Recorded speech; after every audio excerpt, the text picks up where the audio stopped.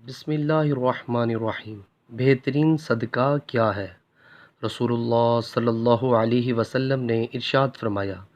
حضرت ابو ہریرہ رضی اللہ تعالی عنہ فرماتے ہیں کہ نبی کریم صلی اللہ علیہ وسلم نے ارشاد فرمایا، بہترین صدقہ یہ ہے کہ مسلمان شخص علم حاصل کر کے اپنے مسلمان بھائی کو سکھا دے، یعنی پہلے خود علم حاصل کرے، چاہے ایک حدیث مبارکہ کا ہی ہو، اور اس کو دیگر لوگوں تک پہنچا دے۔ یہ علم کا پہنچانا بھی صدقہ جاریہ ہے۔ ابن ماجہ کی حدیث ہے۔